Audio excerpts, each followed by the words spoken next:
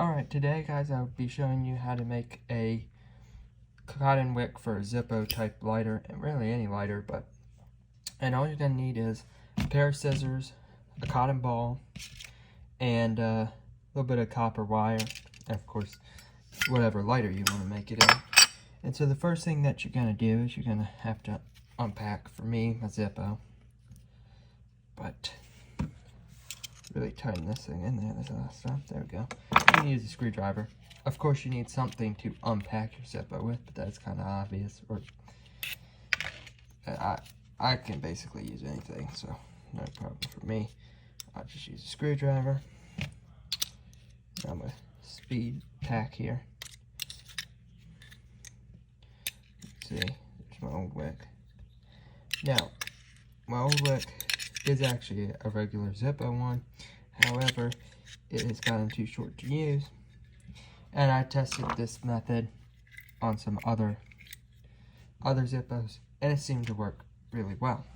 So, first thing that you're going to do is, now, I don't know, most cotton balls are actually a long piece of cotton rolled up. So you're just going to unroll it just like this. You see, they unroll into a pretty long strand.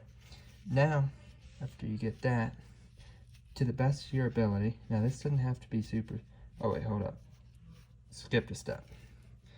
Now you're going to rip a little bit of this off, because you don't need all this. One cotton ball will make about 2 wicks. So split in half, and you can use half later, or if you want to change your stuffing material, you can use it to stuff your Zippo too.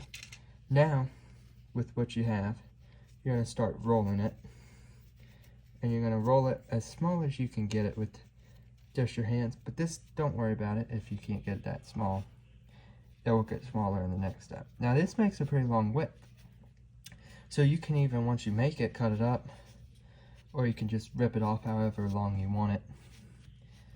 Just make sure it's not getting too thick in some spots, just like that. So see, I broke mine off, which is bound to happen.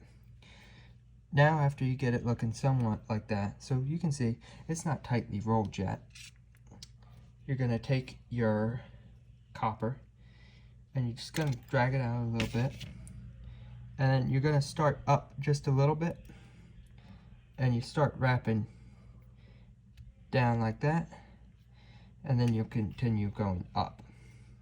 So I go down first because that prevents it from slipping and sliding too much. And now you can just start wrapping. And start wrapping your copper wire.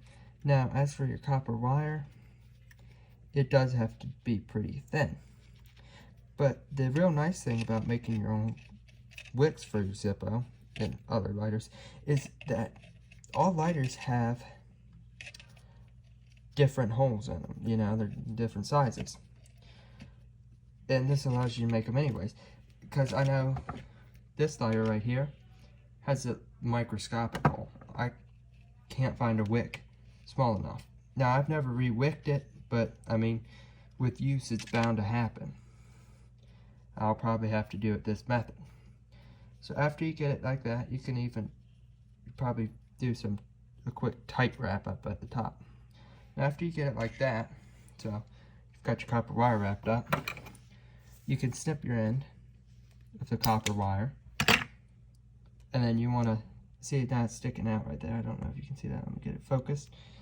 Now you're just gonna finish wrapping that up just like that, and now you're just gonna start spinning it with the copper on it. Now this copper basically, as you spin it, keeps it from unspinning.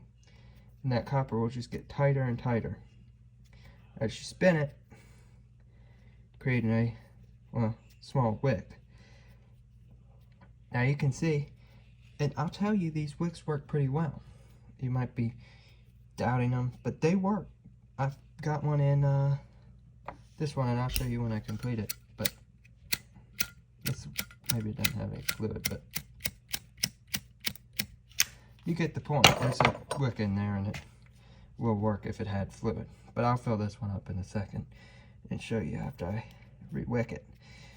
Now, as you spin it like this,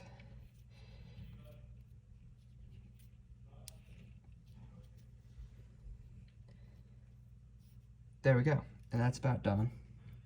And now snip the rough ends off. Scissors are kind of dull, but that's okay. Now once you get, now you want the ends to be, you can do a little extra spin on the ends to make sure they are really fine. But, and clip it to a nice length. So in the end, there it is. It's much longer than normal Zippo wick. I don't need it that long, but I'll put the whole stinking thing in there.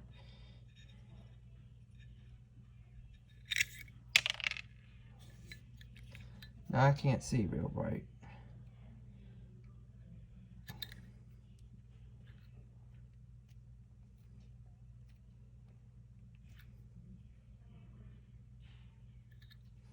Now, most people watching this video probably know how to re-wick a lighter. They wick the same way. But mine's gonna be a little bit tricky here because it's not very bright in this room I'm filming in. And I don't have great eyes, so. Alright, so it took me a little bit longer than expected to get the wick in, so I actually ended up cutting the video off. And I'm joining it together later, but here's the end result. There you go. So you can see new wick working just perfectly fine. First strike again.